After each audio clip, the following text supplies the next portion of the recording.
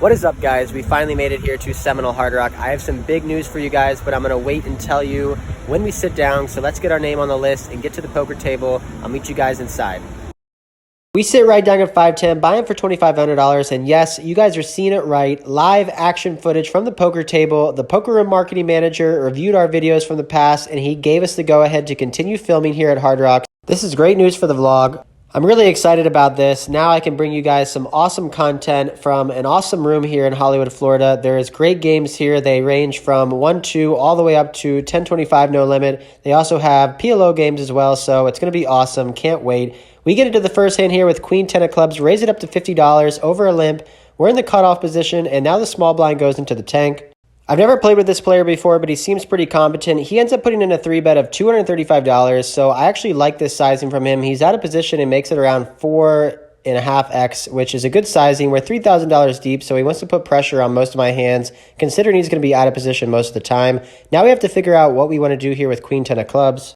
First, let's talk about hands that I'd be folding to this 3-bet. Hands like all offsuit broadways, offsuit aces, and really small pocket pairs. I will be calling defending here with most all my suited broadways and suited connectors, as well as most of my pocket pairs and some suited aces. Hands that I would consider 4-betting would be pocket queens and ace queen offsuit. Hands that I would definitely 4-bet in this configuration would be ace king, aces, and pocket kings. We decided to call with our Queen 10 of clubs and go to a flop of ace 8-5 with 1 club, so we don't really flop anything here except for some backdoor draws. Small blind puts out a bet of $150, and with some backdoor draws, we're going to float against this sizing. We can turn some equity, such as any club, 9, jack, or even a queen could be good, so we call going here to the turn. Dealer puts out the 8 of diamonds, and this is a pretty bad card for us. Doesn't give us any extra equity, and it's kind of hard to bluff on this card because it's less likely we have set combinations like pocket 8s and ace 8 suited. So we decided to just give it up here. I guess we could be betting here on the turn and then betting big on the river since his hand is pretty face up that he has a smaller pair to the board. The river is an offsuit 4, so it does bring in a straight draw with 5-6. Our opponent checks to us again, and we just give up. We're not going to be bluffing into this opponent on this line. He shows pocket jacks with the jack of diamonds, so he takes down this pot.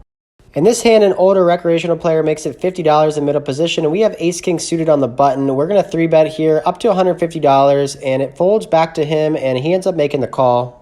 Flop comes out 9, 6, 7, 1 spade. He checks to us. We check back on this super connected board. Turn card is another 9. He checks, and we're just going to check it down here with our ace high. River card is a brick, and he shows ace jack offsuit. We show our ace king and win this $300 pot. This next hand is pretty crazy. There's 3 limps, and now the cutoff, a super action player who I play with a lot, makes it $45. Kind of a weak sizing. We have ace deuce of hearts on the button. We can go 3-bet or just call. We decide not to 3-bet here because we want to play hands in position on the button against all these other recreational players who limped in. We can flush over flush people or hit 2-pair trips or even a straight and win a huge pot on the button. So we call, and the big blind and all the limpers call. So going 5 ways to this flop.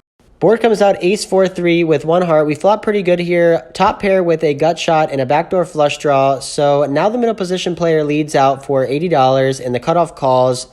So when the middle position player leads out here, he most always has a medium ace like ace 9, ace 10, ace 8. And when the cutoff calls, he can have a super wide range. We can't raise with our hand, but we can't fold either. We have too much equity. So we end up making the call on the button. The big blind thinks for a while, and he calls $80 as well. So going 4 ways to the turn. We make 2-pair on the turn. We have aces and deuces now, but there is a 1-liner to a 5, and 5-6 is the nuts, which is definitely a hand some of our opponents can have. It checks all the way to us on the button, and we have to decide, do we want to bet this turn card, or should we check it back and try to get to showdown? I'm not concerned about the middle position player. I'm slightly concerned that the cutoff could have a 5. I also think the big blind could have a 5 as well, so I'm back and forth. Should I bet or check? I decide to check and try to get to showdown, see what happens here on the river. River is the 9 of diamonds, so it doesn't improve us to a full house, and it does bring in the backdoor flush draw. It checks to the middle position player who led out on the flop, and he puts in a bet of $150. We're definitely going to be raising against this sizing. I think he just has a middling ace. So we have to think about what sizing to go, and while we're thinking this, the cutoff puts in a raise himself up to $500. So what a weird spot here. He decides to raise here on the river. I don't think this is ever a bluff by him, raising into 3 people. We pretty quickly fold our hand. I don't think there's really anything else we can do. He's beating us with a lot of hands here, probably backdoor diamonds. The big blind folds and the hijack basically snap calls, so we're going to showdown here. Cutoff shows king 5 of diamonds, so he turned to straight and river to flush. Looks like our turn check back was correct. Someone did have a 5. He improved to a flush, even better for him. We kind of lost the minimum here. 2 pair versus a straight and flush. For my next vlog, I want to do a Q&A, so if you guys have any questions for me with lifestyle poker or anything else, pause the video and go down below and put in a question. I'll be answering those next vlog. There's an early position limp, and the button makes it $35. We have pocket 7s in the small blind, and we make the call. Now the early position player ends up putting in a limp re-raise. He raises up to $135. The button makes the call, and so do I. So going 3 ways to the flop of king 5, 7, 2 diamonds. We flop middle set here. Hopefully we can start running good and winning a pot. We check to the limper, who limp re-raised. He puts in a big hefty bet of $360.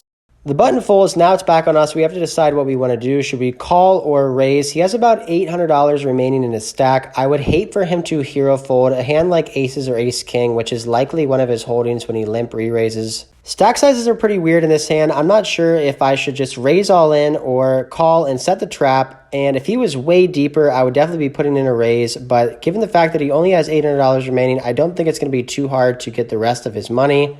So we put in the call, putting in the trap, going here to the turn. The turn card comes out, queen of spades. We check, and he insta checks back, which is not what we wanted to see. The river card is a 10 of diamonds, so the flush draw gets there, but I don't think he has a flush when he bets so big on the flop. We're going to be leading out here on this river, but we don't want to bet too big because he mostly has a 1-pair hand. I put him now on ace king. I think if he had pocket aces, he would have just shipped it all in there on the turn, but he got a little scared, so it looks like he has ace king. So we bet $400 into around $1,100. We are rooting for a call here. I think $400 is the perfect sizing to get paid off by his 1-pair hands. He thinks for a while and flicks in the chip. We show pocket 7s for a set. He gives us a tap on the table and mucks his hand. So we finally win a big pot here with pocket 7s. The table now decides to do $25 straddle under the gun. Middle position player calls 25. Hijack player calls 25. We have ace 5 of diamonds in the cutoff and raise it up to 150, trying to take down this dead money with a suited ace. We do not get what we wanted with both players calling. So going to the flop here in a big bloated pot. Dealer puts out a board of king, queen, 7, 1 diamond. We flop nothing, just a backdoor flush draw, but we do have a big range advantage. Our opponents didn't raise pre-flop, but just called, so they really can't have any sets on this board, just pocket 7s. They will connect with this board sometimes with some draws and some Broadway cards. We decided to c-bet $220 with a plan of continuing to bet on any diamond or any brick and trying to rep a big, strong hand. The first player goes into the tank and starts thinking, and when he's thinking, I realize that he only has about $500 in his stack. If I would have noticed this earlier, I would not have c-bet on this board. He's basically pot committed now with anything, so he decides to just call, which is a little bit weird. So we're going heads up here to the turn. Dealer puts out queen of clubs, so now pairs the board, and whatever he called with on the flop, he's definitely not going to be folding to a jam, and we didn't pick up any extra equity, so we're just going to give up. Maybe sometimes our ace high is good. He can maybe have some gutters or some straight draws, so we check back. Going to the river, which is pretty good. It's an ace, so now we make top pair. Our opponent jams all in, which kind of sucks. He can have jack 10, which is a straight. He could also have a queen sometimes, but we are chopping with hands like ace jack and ace 10 that would call us on the flop, so we flick in the call. The pot is just way too big to be folding top pair here. He shows us the bad news. Queen jack offsuit, 4 trips. We lose a pretty big one. Moving on to this hand, we have pocket 8s, and the same player who just got us with queen jack offsuit raises to 35. We call in the cutoff, and the big blind calls, so going 3 ways to the flop of 7, 5, 3, 2 clubs. It checks to us. We put in a bet of $60 to deny equity from overcards and also get value from 7s, 5s, straight draws, and flush draws. The big blind, same player that I got with a set of 7s, is pretty tilted by now. He's lost a couple hands. He's down to his last $300. He decides to go with it, and he puts it all in there. He's all in for about $360, and I don't think there's really much choice here. I asked for a count, and given the fact that he's pretty tilted, he could be doing this with flush draws or just top pair, possibly some straight draws. We now look back at our cards to see if we have the 8 of clubs. We do not, which means he can have a lot more combinations of flush draws, which we're beating. So we put in the call. We decide to run it once, and the turn is the queen of clubs. River is the ace of spades. He tells me, I got a flush. I tell him it's good. He shows 9-10 of clubs. He put all of his money in with 2 overs in the flush draw, so it's about 50-50 against our hand. Can't get too mad. We got our money in good, and he ended up hitting the club on us. On to the next hand. We raised to $35 with pocket aces, American Airlines, Rockets, Angels, Auntie Anne's Pretzels, whatever you guys want to call it. It's looking good for us, except nobody gives us any action. We just take down the blinds. The game is definitely not as good as it used to be. The recreational players left and a lot of grinder pros sat down. So this is probably going to be our last hand here at 5-10. We have King Jack of clubs, raise it up from early position to 35. A regular makes it 140. We call for $105 more with our suited Broadway. Going here, heads up to the flop. This is not a Brad Owen trick flop. This is real. The flop comes out ace, queen, deuce, 2 clubs. We flop a royal flush draw. What a sick flop for our hand. We check, and the initial 3-better thinks for a while and checks back. I don't think I would be check raising on this board, given the fact that we can't really have aces or queens, and he can. Now we're going here to the turn, to the beautiful, the magnificent, the wonderful deuce of diamonds. It feels like I have poker blue balls, but we can push our equity in this hand and maybe get him off a smaller pair. Once he checks back the flop, he's basically saying he doesn't have an ace, a queen. He just has a smaller pair or air balls like suited connectors. So we put out a bet of $115. He thinks for about 10 to 15 seconds and ends up folding his cards. I show my buddy next to me that I had a royal flush draw with King Jack of clubs, and the regular must have seen that, and he says, hey, show one, show all, which is a rule here at Hard Rock. The rule means that the dealer now shows my hand at the whole table since I showed one player, which is fine, whatever, but I think it's kind of petty and kind of immature actually for him to ask me. The pot was just so small. I mean, come on, like $200 pot here at 5-10, it really means nothing, but I'm out of here. This game sucks. Going to 2-5, trying to find some better action. We get seated at a 2-5 table with a legend of an action player. He's raising so many hands, 3-betting a ton. We wake up with pocket kings here and make it $15 from early position. The button calls 15, and now the action player 3-bets to $60. We decide to flat call here, and I'll tell you guys why. He looks like he has about $300 behind, and when this opponent has the betting lead, he does not give up. He'll put his whole entire stack in with 8 high and doesn't even care, so we want to give him some rope, let him hang himself. 4-betting is also fine too. The flop comes out queen 9-10 rainbow. Not the best board for us when he 3-bets out of the small blind, but on this board I think he's just going to go with a lot of his hands here like king queen, ace jack, pocket jacks, anything like that. So we raise it up to $500. He doesn't think for too long before putting in his chips as well. We decide to run it once here. With around $900 in the middle and an overpair to the board, the turn comes out ace of spades, pretty bad card for us. River 7 of hearts, we show our pocket kings, and our opponent who 3-bet out of the small blind shows 9-10 of hearts. He just smashes the board with 2 pair. We tried to trap with our pocket kings and we ended up getting trapped. We double him up, which I'm not too unhappy with. He's a super action player who plays here multiple times a week, so I'll definitely have opportunities to get the money back. With all that being said, it still kind of hurts losing with pocket kings there. We're down about $500 or $600 on the night. We have ace king here. We've been playing about 7 hours, so we have about an hour left in our session. Under the gun +1 raises to $20. We flat call next to act. The player next to us calls, and the cutoff calls. Now the action's on the button. The player here introduced himself, said he's a vlog watcher, which is pretty awesome. He goes into the tank, and he ends up 3-betting up to $110, 4 green chips, 2 red chips. So now the action is slowly back on under the gun +1. This is a weird spot here with ace king. If +1 4-bets, I would fold, but he folds himself, so the action's back on us. We have to decide, should we flat call this bet or should we back raise 4-bet? Our hand is just super under-repped, and I'm assuming that because he's a vlog watcher, he can have some 3-bet squeezes, and he's on the button, so he can have a wider range here. We raise it up to $600, trying to commit him.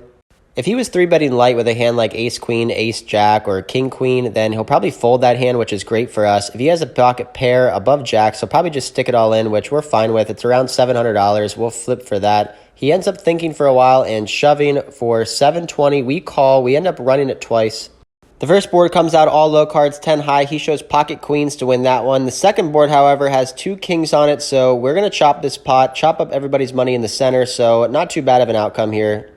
Same opponent now we're playing another hand with. We raise it up to $20 with ace king in late position. He makes the call in the small blind, and we're heads up here. This hand is a perfect example of how the fatigue and the mental mindset can really affect you in poker. I was been playing all day, not winning much, breaking even. I wasn't on tilt, but I definitely wasn't having a great day either. My mindset was a little negative since I was losing a lot of pots and running bad. So in this hand, the board comes out ace 9-10. We flop top pair, top kicker on a rainbow board. We c-bet $30. Our opponent check calls. Turn card is an offsuit 6. He checks. We bet $65 now. He check calls again. The river card is a 3, and now he leads out for $125. With this player type, he's never bluffing here, and I don't think he's ever really value betting a weaker hand. If he would be betting here with like ace-jack or ace-8, it just doesn't make much sense. He should just be check calling with that hand. So given the fact that he leads out on the river, I think he just hit 2 pair with like ace-3 suited. Because I'm down money on the day, I really don't want to pay this guy off. I feel like he has it a majority of the time. So now I start leveling myself. He said he's a vlog watcher, which means he knows that I'm an aggressive player. I will bet flops and turns, and even sometimes rivers with bluffs. So maybe he flopped a big hand like 2 pair or a set and just wanted to let me blast off. But now on the river, he wants to lead out. He doesn't want this river to get checked through and not get value from his hand. The problem with this thought process is we actually do have a hand. We have top pair, top kicker. However, I don't think he'd ever be playing a single pair ace like this. It just doesn't make much sense to lead here on the river. So we think for a while. We end up showing him an ace, hoping that maybe he'll show for the vlog. We fold. He ends up showing ace of spades and jack kicker, so we had him beat the whole time, and I guess he got us off the best hand, so good bet, good hand. I'm not really playing my best today, not making the best decisions. I have my chips in the rack, and the dealer deals me in one more time, gives me pocket jacks from early position. I don't even have my camera holder set up, so I use my friend's water bottle here to film this hand. Flop comes out 7-4 deuce rainbow, and we're heads up here with the button. He has about $200. We check. He bets $25. We check raise to $75. Against the short stack on this board, we want to try to get all the money in before any scare cards come out. So he thinks for a little bit of time and ends up shoving all of his red chips in the middle. We snap call. We're going to run it once since it's not that big of a pot. The turn card is the 10 of hearts, river 3 of hearts. He shows 7-4 suited for a 2 pair on the flop. We do not improve. We got our pocket jacks cracked here. And the worst thing is now we have to take our chips out of the rack to pay this guy. The saying, don't play a hand when your chips are in the rack, is definitely true. It really sucks bringing those chips out, having to pay this guy off. That's enough bad beats for us today. We head to the cage and cash out. Okay, that was a bad day. Not the best day in poker, that is for sure. I'm really not that tilted though, and I don't know why. I don't know if it's because I got the opportunity to film here now, and it's super exciting that I can film without anybody saying anything to me. Maybe it's that, or it's the fact that I just kind of got unlucky. I don't think I played bad really at all. It's just these spots I got in, I was just unlucky. I don't know, but I'm really not tilted, so that's good. However, we just could not win a hand, as you guys saw. We won one hand with pocket sevens, basically. Other than that, we lost on the river a couple times. We got out-flopped numerous times, coolered, and just was not our day on the poker fella. This is going to happen. It's that, you know, the variance is going to go up and down, up and down. We were on the positive variance for so long, just crushing, that there will be days like this where they just get there on us. They out-flop us. There's nothing I can do. So I'm really not upset, which is good. But losing, I think, $1,300 is not very fun. Played the 5-10 and it was good for a little bit. Then we went to 2-5, played with some blog watchers. That was fun as well, other than losing with pocket kings, ace king, pocket jacks, all those hands. But you know, what can you do? We will definitely be back here. I can't wait to put out more videos for the guys. It's going to be awesome that I can film at the table. We're going to be here for the series coming up in later this month, so that'll be exciting. Make sure to comment down below any questions you have. I'm going to be answering that in the next video. So any questions about lifestyle, poker, anything, put that in the comments and I'm going to be answering those questions. All right, that's all I got for this one. Until next time, I'll see you.